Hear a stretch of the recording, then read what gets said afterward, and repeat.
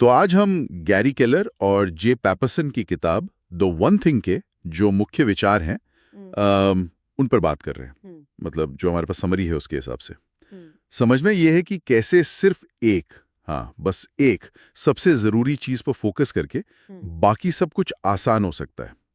तो शुरुआत करते हैं उस एक बहुत ही पावरफुल आइडिया से जो किताब में है। वो एक चीज क्या है जिसे करने से बाकी सब कुछ या तो आसान हो जाएगा या जरूरी ही नहीं रहेगा। सुनने में बड़ा सिंपल लगता है पर है बड़ा क्रांतिकारी। क्या लगता है क्यों इतनी ताकत है इस एक विचार में? देखिए, इसकी ताकत है इसकी सादगी में। मतलब आज की दुनिया में जहां हमें लगता है कि अरे भाई सफल होना है तो एक साथ 10 काम करने पड़ेंगे, ये विचार ठीक उसके उलट है। ये कहता है रुकिए, सब कुछ करने की कोशिश बेकार है। वो एक चीज ढूंढिए जो सबसे ज्यादा मायने रखती है। ये जैसे मल्टीटास्किंग के शोर में एक शांत फोकस्ड आवाज हो। हाँ, और ये हम सबने महसूस किया है ना कि जब 10 दिशाओं में भागते हैं तो असल में पहुंचते कहीं नहीं। तो पहला सिद्धांत यही हुआ, एक चीज पर फोकस। समरी भी यही कहती है कि सफलता बिखराव से नहीं आती, वो एकाग्रता से आती है। बिल्कुल। और ये काम इसलिए करता है क्योंकि देखिए, हमारी एनर्जी, हमारी विल पावर वो लिमिटेड है।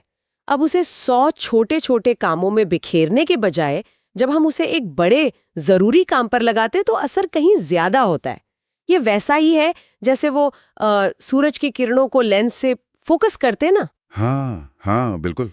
तो वो कागज जला सकती हैं, बिखरी हुई किरणें नहीं कर पाती। सही बात। और ये फोकस वाला आइडिया तब और पावरफुल हो जाता है जब हम ये समझते हैं कि हमारे सारे काम बराबर रिजल्ट नहीं देते, है ना। यहीं पर वो पैरेटो सिद्धांत आता है, 80-20 रूल। सही कहा।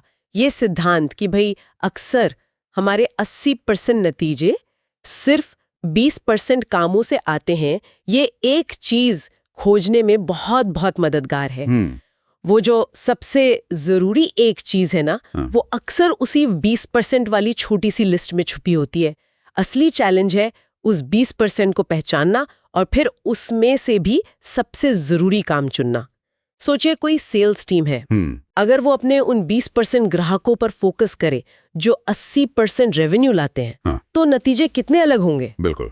तो मान लीजिए हमने वो सबसे जरूरी 20% वाला काम यानी अपनी एक चीज पहचान ली, ठीक है, फिर यहीं पर वो डोमिनो इफेक्ट की बात आती है। ये कैसे काम करता है? हाँ, डोमिनो इफेक्ट का आइडिया बड़ा मजेदार है।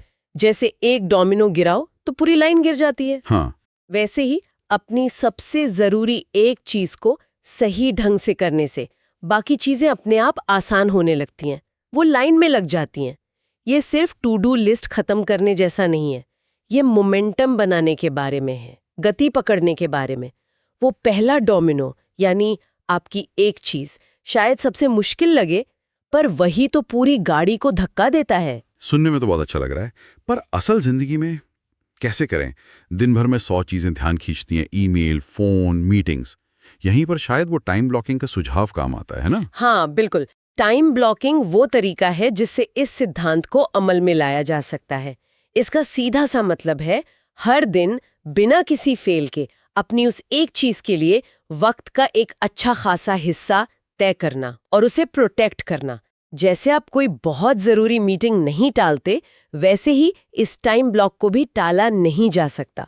इसमें अनुशासन तो लगता है, पर असल मुश्किल है उस ब्लॉक को डिस्टर्बेंस से बचाना। मुझे लगता है किताब इसी पर जोर देती है कि इस समय को एकदम पवित्र समझें। और ये अनुशासन इसलिए भी जरूरी है क्योंकि आजकल एक और चीज है जो फोकस की सबसे बड़ी दुश्मन है, मल्टीटास्किंग। समरी तो साफ कहती है कि यह सरासर वक्त की बर्बादी है। बिल्कुल। हम जिसे मल्टीटास्किंग समझते हैं वो असल में दिमाग का एक काम से दूसरे पर तेजी से कूदना है। इसे कॉन्टेक्स्ट स्विचिंग कहते हैं। और हर बार जब हम स्विच करते हैं ना, तो उसकी एक कीमत चुकानी पड़ती है। टाइम और एनर्जी दोनों लगते हैं वापस फोकस में आने में।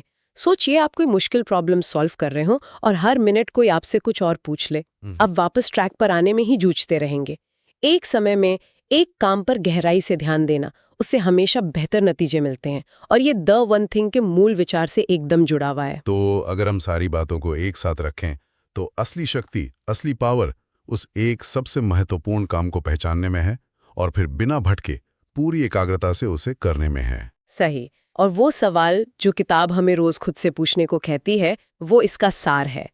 आज मैं ऐसा कौन सा एक काम कर सकता हूँ, सिर्फ एक, जिसे करने से बाकी सब कुछ या तो आसान हो जाए या गैर जरूरी। ये सवाल वाकई रुक कर सोचने पर मजबूर करता है, सच में। और सुनने वालों के लिए एक विचार छोड़ जाते हैं।